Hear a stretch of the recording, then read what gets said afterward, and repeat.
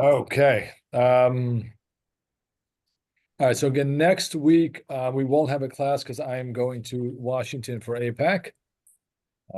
Should be an interesting post-election APAC. We'll see how it goes, but I don't know exactly the schedule, and I don't think I'll be back. But we'll pick up in 2 weeks. There's a tshuva about why we live and die, which is actually haven't read it yet, but it promises to be fascinating. Although it's only a page and a half, so I'm not sure how much you could say about why we live and die in a page and a half. But if I knew the answer was that easy. Yes, if it was just that easy. Okay, but tonight's sound. let me the microphone. Okay. Two topics for tonight. I sourced the first one better than the second one. The first is standing for laning. And the second is shaving on Chol Hamoed. But let's start. Well, let me start with the question. Standing for laning. So the question is as follows. He is asked by somebody who was in a yeshiva. So you have a yeshiva bacher who, right? Everybody stood. Many yeshivas, everybody stands. So everyone's standing for laning. And now he's going to a shul. The shul that he davens in, nobody stands for laning. And he wants to know two things. Should I continue my correct custom of standing? In a shul where nobody is sitting, is this indeed a correct custom? And what about the concept of yuhara? Right? Yuhara is a concept that is lost on the firm world today. It translates best as spiritual arrogance. Right? Meaning that if I'm doing something to show off that I'm holier than thou, that is inappropriate. The word spiritual arrogance is not a positive term. Right? It is not a description of something that is good to do. 2 words, yuha. No, one word. Yuhara. Yud Vav Hey Resh Aleph. Yuhara. I don't know what the root is, but okay. That's right. That's what it means. I'm always reminded, I'm sure I've said this here before, that Rav Amital told us that when he was in Europe and Hungary before the war, anytime it said somebody who's a Baal Nefesh, somebody who is of spiritual substance should perform this custom, said everybody knew they were talking about the Chafetz Chaim or the Chasam Sofer. So today, everybody thinks they're that Baal Nefesh. And that he thought was a problem. He wasn't wrong. Right? Meaning that there's a lot of mitzvahs to start with. That's the question that's asked here. I'm gonna get off my right. Barry, you're in two. Sorry. No, that's okay. I'll mute the other place, but you'll hear an echo. Is there an obligation? So what's fascinating here, he actually comes out very strongly against. And what I want to show you is stronger than I think the sources indicate, but let's take a moment. Let's see where. Against standing? Or yes. Against standing when nobody. No, against standing. He's against this custom. I'm not sure why, but what I'll do is I'll take you through the tshuva, and then I have some additional sources just to kind of flush out the issue. But let's see where we go. So the first thing he says to him is, right, from the tone of your tshuva, it seems that you think this is an absolute obligation. And therefore, he says, I'm hurrying to respond to you so I can get to you before Shabbos. To tell you that, what is it, right? Open parentheses, to tell you that you're wrong. Right, and he quotes from the Tur and the Shulchan Aruch. And again, I'll get to the sources in a moment. I want to take you through his tshuva outside and then kind of see how it matches up with the sources. And I'm not sure that it does. Right. So the first thing he says is he quotes from the Tur and the Psak and the Shulchan Aruch that you don't have to stand during laning. And then he says, right, somebody asked the question to the Rambam in one of his responsa that maybe we shouldn't do it because the Karaites stood for laning. And if the Karaites stood, we should not. Right? Whatever the Karaites do, if we can, we want to try and avoid that. Right? That's number one. And then he quotes from the Arizal that Kabbalistically, you're supposed to sit for the entire. I said the Arizal was very careful to sit during Kriyas HaTorah, even though there are other Kabbalists who thought you should stand.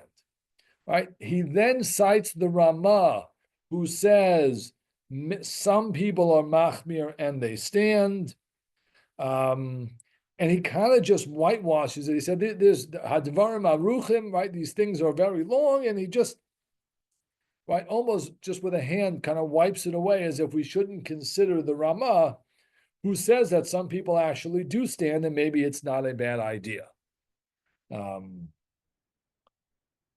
Then he takes the last piece of the tshuva, which is what about yuhara? So that he doesn't think. He thinks that if there is a valid opinion to say you can do it, it's not yuhara. But he thinks that this guy is going to a Sephardi shul where everybody sits, and therefore he should, make sure I'm quoting this right, that he indeed should not feel that he's not a part of the tzibor, right? It shouldn't be good. And I think he was the rabbi of the shul, it seems like. And therefore, he shouldn't put pressure on the people. He should sit. He should do hataras nedarim. He should undo his vow because this is a practice he had for many years, and he should get rid of it. Right? What I saw from this tshuva is downplaying the positions that standing might be a decent idea, focusing on the positions that A, you don't have to, and B, you shouldn't. Maybe it's a Karaite thing, maybe it's a terrible Kabbalistic idea, or a Kabbalistic idea that is terrible to stand. And there he tells the guy you shouldn't do it, right? A very negative kind of an approach. And the reason it struck me is if you look at what we're going to do now is go through the sources. I don't think the sources bear that out. I don't think anyone says you must stand. But the sources as we have them are not nearly as negative as Rav Chaim David HaLevi portrays them to be. So look at the source sheet now. Although it says standing for Kriyas HaTorah and shaving on Chol HaMoed, that is not at the same time, because that would be cool, I guess, or weird or strange. The sources are actually only on the first topic. The second topic is a more interesting topic, halachically speaking, which hopefully we'll see in a few minutes. So the Tur doesn't even address it. Let's just again, who is the Tur? Right, the Tur is the son of the Rosh. Rabbi Yaakov ben Asher, lives in the 14th century, and he is the first person to write a halacha sefer in 4 sections. Right, the Shulchan Aruch was not the first to come up with the 4 sections of Shulchan Aruch, right? Or Achaim, Choshen Mishpat, Eben Ezra, and Yoredeah. That actually is the Tur. The Rav Yosef Kara, who is the author of the Shulchan Aruch, has a commentary on the Tur called the Beis Yosef, right? Because he's Yosef, so that wasn't a very original name, but apropos. The Beis Yosef is a fabulous work full of background and analysis. The cliff notes of the Beis Yosef become the Shulchan Aruch. Right? That's just the general gist of how this goes and who the players are. The cliff notes, as we have in modern day, are not really the real thing. Right? If you read the cliff notes, you get a cliff note version. If you want the real thing, you know what you should do? You should read the Beis Yosef. But the cliff notes have become much more popular because they're much simpler and easier to read and don't require as much background, and such is life. Okay, with that introduction, the Tur says as follows. This is in the laws of Kriyas HaTorah. The tzarech likros me'umad, you have the person who is reading the Torah, i.e. what we call the Baal Koreh. That has to be standing, right? And he proves it like proof from a negative. It's not, it says, and this is a mission of Megillah, HaKores HaMegillah Yoshev Yatza. If you read the Megillah sitting, even though that's not our custom, right? Our custom is the person reading the Megillah stands. You have fulfilled your obligation, right? Masha Inkain Batorah, right? Which is not true by Torah. Here it means, right, that if you can sit when you're reading the Megillah, you may not sit when you are reading the Torah. Right? Right? This is actually a very violated, not our topic, but an interesting, very violated halacha in many shuls, where the Baal Koreh leans on the bima right? It's actually clear in the halachic sources that should not be done because leaning is not standing, right? Right, as it says, etc. So all we have in the Torah is the person reading from the Torah must stand the same way the person reading from the Megillah may sit. What about the rest of us? Right. So the implication is, right, this is like this double negative. If you can sit when you're reading the Megillah, the person reading has to stand when they're reading the Torah. But if it's only the person reading, what about the rest of us? We can sit. Right. So there's a lot of implication, but it seems to work. And therefore the Beis Yosef says, if you look in the third line, where it says mashma, third line, third word. Umashma de dafka hakore tzarech la'amod. Right, it sounds like only the person reading, only the Baal Koreh has to stand. Abalo she'ar hatzibur, but not the rest of the people. V'chein nohagin, and that's indeed our practice. Right, this is minhag Sfard. Ve'afal pi sheha Mordechai. Right, Mordechai is Mordechai ben Hillel, 13th century Germany. Right, one of the lesser known but prominent Rishonei Ashkenaz. Kasa beperak Rabbi Elazar Demila, right in the 18th parak of Shabbos, Sheharam that the Maram of Rutenberg Haya Omed b'Shas Kriyas HaTorah, v'Chaynoagin Ktas Ashkenazim v'Tzarfatiyim. Right, so the Maharam would stand for Kriyas HaTorah, and there are some people in Germany and France who indeed have that custom. Right, the first thing you notice is much less negative. Right? There's no negativity there. It sounds like you don't have to do it. Some people think it's a nice idea. And I guess if you want to do it, knock yourself out. If you don't want to do it, you have people to rely on. But the negativity which we find in the tshuva, I don't see in the Beis Yosef. They quote two sources. One of them is in Malachim Beis. The other is in Nehemiah, where it seems actually to indicate that when you have communal Torah readings, you're supposed to stand. Right. So look at the third source, and this is again Malachim Beis, Kings 2, chapter 23, verses 1 to 3.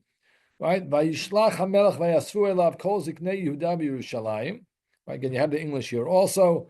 Right. So the king sends and he gathered everyone together, all the elders of Yehuda and Yerushalayim. Vayala melech Beit Hashem. Right. The king goes up to the Beis Hamikdash. Cholish Yehuda b'chol yeshvei Yerushalayim yito. Everyone from Yehuda, all the people, the inhabitants of Yerushalayim, Kohanim, Anabim, Chol Ha'am, Katam, Gadol. Right? It is the entire nation from small to large. Vayikra be'ozneim et divrei sefer habrit hanimtza bebeit Hashem.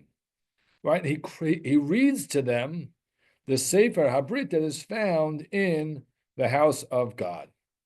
Right? Vaya'amod hamelech al ha'amud. Right? They're all vayichrot.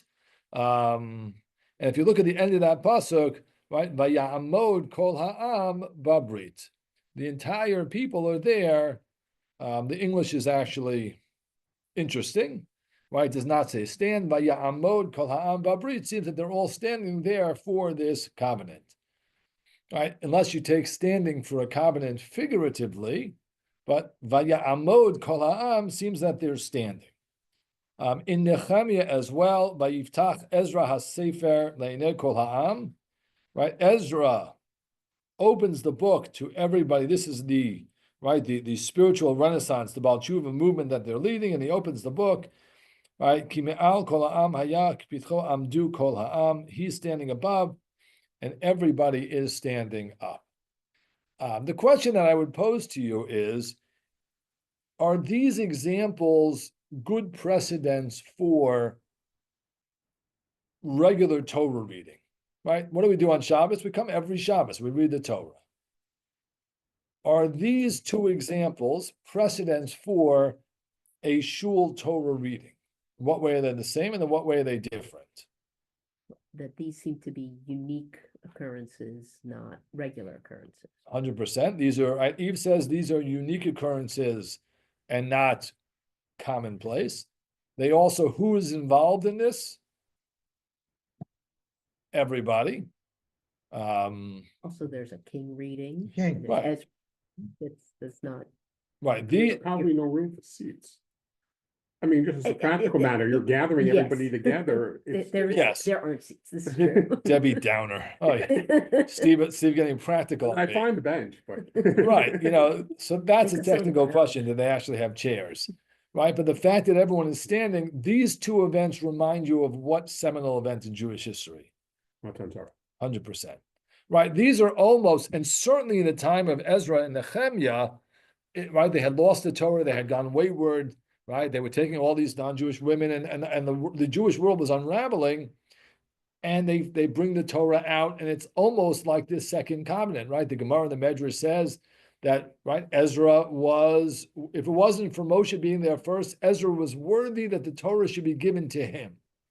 Right, now that, in addition to being very cool for Ezra, right, it does tell you something about, right, how they viewed Ezra and what Ezra did in his life, and how it was a continuation at some level of Moshe Rabbeinu and Matan Torah. And the first one also, they're talking about accepting a brit, that's Right, very and- much, very much. Right, soon after they built the Beis Hamikdash, and everybody's there, and there's this covenantal piece. And therefore, we would say it's got nothing to do with standing, right, our weekly No. Torah reading. Right, the commonalities, of course, are that there is a Torah being read, the people are there, and the people are standing. So there are two reasons why we might stand during Kriyas HaTorah, and hopefully both of them will give us a better appreciation of Kriyas HaTorah, and maybe we'll all pay better attention next time we're in shul. Right, so if you look in the second page of the source sheet, again, anyone who was on Zoom, you should have it in your chat. So he quotes the Shulchan Aruch faithfully, right? Where it says, again, there's so many letters. All those letters is because those are links to commentaries in the Bar Ilan. I just upgraded to edition 32, and they keep adding. So that Aleph, Chaf, Daled, Hey, Yud Gimel, Tet, Yud Zayin, those are not words in Shulchan Aruch, those are just links to commentary. They just look stupid when you print them on a source sheet. Apologies, that just is what it is. Ein Sarach La'amod, right? Me'umad be'et shekorin ba'Torah. You don't have to stand up straight, right, when you're reading the Torah. And yesh machmirin me'omdim chenasa maharam. Right, so that's very simple. The Shulchan Aruch says you don't have to. The Ramah says some people do, like the Maharam of Rutenberg, as recorded in the Mordechai in that Parak in Shabbos. The Taz, right, of David Halevi, 17th century Poland. So he writes, now he's trying to explain why would the Maharam stand for Kriyas HaTorah. Right, he says, even though we can't force people to do it, mikol makom nirin divrei Maharam nechonin. Right, it sounds like the Maharam is actually right. The Taz, which I will tell you that Chaim Dan Halevi has seen the Taz, but he doesn't quote it. He thinks it's a really good idea. And then he quotes from a tshuva of Avadia Sforno. And if you look at the last line, it says in Yerushalmi, very simple, the middle of the last line, Chol davar shebikdusha by the mekem araglov. Anything that's a davar shebikdusha, you have to stand. What's a davar shebikdusha? Item of holiness. What are they in davening? Kedusha, Kaddish, Baruch Hu. What do we do for all those things? We stand because it's holy. How many people do you need to read the Torah in public? 10. It is a davar shebikdusha that requires 10 people, and therefore maybe you should stand. That's not unreasonable, and that is the answer of the Taz. Why do we stand, and why maybe we should stand during Kriyas HaTorah? More interesting is the suggestion in the Mishnah Berurah, right? Chavetz Chaim, 19th century Radin, and he quotes from the Pri Chadash and the Gra, the Vilna Gaon, that the Ikar Kesvara Harishona, that you don't have to, and so says the Bach, right? And he says the Maharam agrees that halachically you don't have to, but middle of the second line, the Sphirale, what does the Maharam believe? Deroi lehader, you should, right? It's a hiddur mitzvah, glorify the mitzvah, la'amod mipnei shetzarech ha'adam lahalo b'daito. Person should think when he hears shomea kriya mipi hakorei from the Baal Korei, ki'ilu kibla oso sha'a mehar Sinai. It's as if you are hearing the Torah at Sinai, and in Har Sinai everybody stood, right? An extension of this idea is that as much as I pooh-poohed the similarities between Ezra and Malachim, or Nehemiah Malachim and Shabbos morning, it is possible that every time we read the Torah in Shul, we recreate Matan Torah. There are other sources to suggest that, right? The fact that we have three people up on the bima, one on the right, one on the left, is an ode to Matan Torah, right? Moshe, Aaron, Hur, etc. Right? But you do have an idea, which I think is a beautiful idea, that every Shabbos we recreate Matan Torah. Every Shabbos we re-accept the Torah, as it were, and think about receiving the Torah from Shemayim.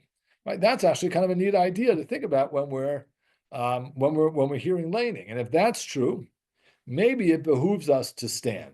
So, well, I think if you look at a closer look at the sources, will tell you. I don't think anyone says you must, and common custom in many shuls is to sit. People can certainly continue to sit, but I think the custom to stand should get better. Better attitude than our author gave it, for either of those two reasons. So I heard a share some years ago about this topic. Many shuls have the minhag that they stand for the Shira and for the Seres Dibros. And there's one, I don't remember, some gadol said it's incorrect because you're giving more credence by standing for those two, Shira and Seres Dibros. The Kol Torah Kula came from Har Sinai. So why would you do that? And based on that, he doesn't stand for the Shira and the Seres Dibros as a symbol that all of Torah is holy. We should not fine tune it to 2 or 3 places to stand up specifically. Well, I've certainly heard that. I've heard people who stand for the whole thing so that they don't distinguish, but that's like a little backwards, right? I mean, if you want to stand for Az Yashir and Seres HaDibros, but you don't want to distinguish, then you stand for all of Kriyas HaTorah. But that's a lot of standing for that's those a lot two of standing, right? That is a lot of but standing. he specifically does not stand for Right, the so Shira and the there Seres are Dibros. those. There are certainly those. Wow, see, that's how you know that somebody is younger than everybody else on this. Robert Samuel has raised his hand. I love it. Hey, Rabbi. Robert. Just a question about the people standing for just the brachot and then sitting down. Is there any credence to that? And then a follow-up question to that is, people stand for great rabbanim or less great rabbanim. Where does that sort of come from? Is it more of like respecting your elders or that kind of deal? Okay, so yeah, let's take each one of those. The first question, I think, is not standing for the brachos as much as it is standing for baruch. All right, so the same way we stand for baruch, some people want to stand for baruch. Standing for the brachos per se, we don't have an idea that we stand for brachos, but we do for baruch. So I think that's where that came from. Standing for a person can only be an issue of respect or not, right? There's no chiyuv, right? We say, I shouldn't say that, but for the most part, that's not an issue of Torah reading and standing. That's an issue of honor and respect to the person going up, right? In the Syrian community, it is very well founded that wives and daughters stand up when their father/husband gets an aliyah. I was raised with father, grandfather, maybe Right. father-in-law, but not I husband. once Not got Syrian. Not somebody husband, once but not was Syrian. annoyed that Tamar doesn't stand when I get an aliyah, and my response was, well, I should probably stand for her. I think it's the other way around. Like, I don't think it really does. I have no interest in having her stand when I get an aliyah. Not that she's getting an aliyah, but you get the idea, right? Meaning that I don't know why, like, de facto, my wife should stand for me, since she's holier than I am, I should probably stand for her. But again, in the Yeah, Syrian different, community, yeah. in the Syrian community does that. That's the custom. It's a nice custom. Again, certainly nothing. I'm disparaging the person who came after me, not the Syrian custom. Just to be clear, it's a nice custom. Spanish, Portuguese too. Well, Spanish, Portuguese, you have to follow the customs or they beat you. Right, so that's a different Mhm. shul. If you don't They follow the look at customs you there, Both look down their noses. yes, It's just as bad. and It's smack just as you, bad. yes, and It's smack you just as down, because bad. certain shuls are very, very, very severe and strict on their customs. So don't mess with Spanish, Portuguese customs ever. Okay, so those are Robert's two questions. I think, Steve, do you have a question? Well, I was wondering whether or not the answer that came from the rabbi was because this guy is a rabbi of the community and he would be separating Yes, himself so out. that's a piece of it. But before that, he's very negative on standing. I don't know why. Again, I don't think anyone says you must, but it But seems also like nobody says you can't. right. There's no one who says that you can't. Certainly, in the halachic sources around the Shulchan Aruch don't quote that piece from Kabbalah X, Y, and Z. So, but let's leave that. The second tshuva is again. I don't have sources for it. I did that on purpose because I figured the first one would take more time. It's a fascinating question. So the question is, can you shave on Chol Hamoed? Now, why shouldn't you be able to shave on Chol Hamoed? Because the Mishnah says you can't. Right? The Mishnah's rationale is that they're trying to protect the sanctity of Yontif. Back in the day, they took not working on Chol Hamoed very seriously. Right? Today, the only people who do that, I think, are Hasidim. Hasidim still, rightfully so, do not work on Chol Hamoed. And that's 100% correct. But everyone else works on Chol Hamoed. But back in the time when you didn't work on Chol Hamoed, and when shaving actually took some time because you didn't have an electric razor, you can just, and whatever, people would wait till Chol Hamoed to shave because they actually could take a breath. And they weren't going to work. And they had the time during the day when it was light that they could shave. But what that meant was that for the first day or two of Yontif, they looked like behemoths, right? They looked like terrible animals because they didn't shave yet, right? And therefore, what the rabbis did was they forbade shaving on Chol Hamoed to force you to shave before Yontif, so you would enter Yontif looking beautiful and presentable and ready for Yontif. Now, what happens today? So again, if you have a beard, right? If you're Alan Cohn, all right, doesn't matter. Day here, a day there, a year here, a year there. It's all the same. It doesn't make a difference, right? A little bit more, a little bit less. But I shave every day. So what's going to happen if I don't shave on Chol Hamoed is, right? I'm going to look terrible. 4 days into Yontif, I'm going to look like somebody who really needs a shave, right? If you've been around me during the 3 weeks, it's going to look terrible. And so what the Chazal tried to get done, which is come into Yontif and be respectful of Yontif, is now going to be exactly the opposite. I'll shave right before Yontif, because I shave every day. I shave every Shabbos, and I'm shave before Yontif. And then on Chol Hamoed, I'm going to look terrible, right? So whatever they tried to accomplish is now flipped exactly on its head. So now what do? Can we change the Mishnah or not? Right? That's actually a much more fascinating question than standing for laning or sitting for laning. You have a halacha in the Mishnah, and you have a very specific reason given. Now the reason doesn't apply. Can you say, okay, if the reason doesn't apply, and not only doesn't it apply, we're going to literally contravene exactly what they wanted, so maybe we should be allowed to shave on Chol Hamoed. Right, that is a very good question. What do we think the answer is? We're stuck. We're stuck. So No. Steve Ashton intuits Rav Chaim David Halevi. But if Marvin was here, he would tell us it's a machlokas. That was always Marvin's line. So this is two points fascinating. One is, what do you do when you have such a situation when the halacha is X, the reason is this, but it doesn't apply, right? Think about Chazaras Hashatz maybe, think about Kiddush and Shul Friday night, right? There are a number of examples that kind of flip through. On the other hand, think about metitza b'peh, right? The oral suctioning of the wound after a bris, where the reason is given that it's for danger. And now can you change that, right? We have all these different levels of, is it for danger? Is it a mitzvah? Is it a halacha? Can we change it, right? Where does this fall? That's a good question. So the other fascinating piece is, right, I'm going to throw out two names of people who permitted it, and you're going to realize why in America, everybody says, okay, these two people said it's good. I got no questions. Whereas in Israel, those people, as important as they are, have less credence. Who do you think the two people are who permit shaving a chalamoid today? Think powerhouse poskim. Ramosha Leaders- Feinstein. What was that? Ramosha Feinstein. Number one, right? Ramosha Feinstein is number one. Oh, shoot, that is somebody calling, trying to fight a cremation. Well, I'll take it out later. Okay. Long story, another time. Right? So Ramosha Feinstein is one, and Rabbi Soloveitchik is the other. So any self-respecting modern Orthodox Jew in America hears those two names, they're like, all right, sign me up.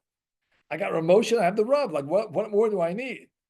But in Israel, right, it's not as much as the deference is given to Ramosha as a posek, it's not a final word thing. When Ramosha says something in America, it's like, that's like a bulldozer. Get out of the way and Except for peanut oil. no, that's the community, right? What Moshe said by peanut oil is it's fine unless the community has a custom against it. What did the moronic community do? That's us, by the way. We're the moronic community. We said, oh, we shouldn't do it. If we didn't say that, we'd be fine. So the Rav and Rav Moshe both thought that given today's reality, to protect the sanctity of Yantif, right, you indeed can shave on Chalamoy. He can't get there, right? It is fascinating. He's aware of the issue. He understands it fully and completely. But this, I'll just read you one line, right? Yesh makom ladun b'sheila zot, right? There's room to think about in this question.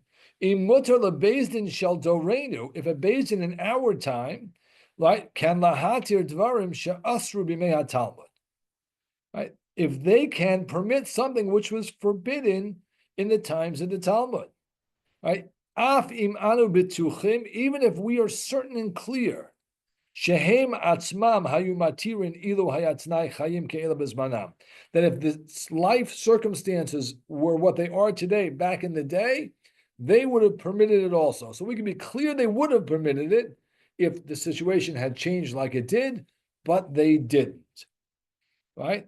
And therefore, he says, right, it's just 2 or 3 rabbis who are lenient, and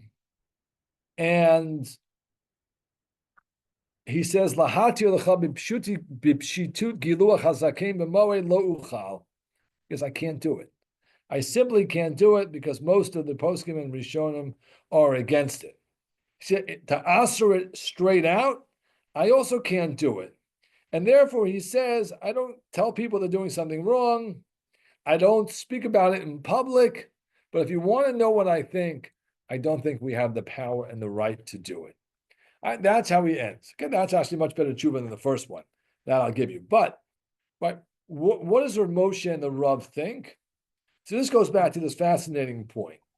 Right? Why is it that we still have Chazaras Hashatz? Right? We have Chazaras Hashatz. My favorite cleaning partner. Okay. Sorry about that. I don't know how to mute all, so we just have to selectively mute people. It's easy to clean up any mess. It's smaller than a water bottle. So store it. Okay, sorry. On the one hand, we're still doing Chazaras Hashatz, even though everyone has a sitter. Right. The other hand, Kiddush Friday night's a fascinating example because we have different customs. I don't believe there is a chiyuv, there is an obligation to still do Metzitza B'Peh today. Right. The Gemara is very clear that's for danger. Right. Kiddush Friday night's a little bit of a middle ground. Mayim Achronim is a little bit of a middle ground. Right. Where does this fall? shaving on Chol Hamoed. Right, so I think that's the argument. If you believe this was instituted as a mitzvah of sorts in the mitzvah realm, then you can't change it. But if it's simply to protect the sanctity of Yontif, but it's not formally instituted as a prohibition that you can't shave, then you can change it, right? So they're arguing, I guess, over how the original prohibition was formulated, right? Is it a specific isser to shave, and therefore I guess we're stuck? Or are we trying to protect Yontif, in which case, do what you can to protect Yontif? Right, so it's sort of in between. Chazaras Hashatz is instituted as a mitzvah, right? For those who can't, you're supposed to have a repetition. It is a mitzvah with brachos, etc. Right. On the other hand, I think, again, the Haredi world will not agree with me whatsoever, but I think it's abundantly clear that Metzitza B'Peh was a danger issue and shouldn't be done. And here you have something that straddles the fence. It's definitely more mitzvah-oriented than danger. But is it really about not shaving or about protecting Yontif? That seems to be the argument.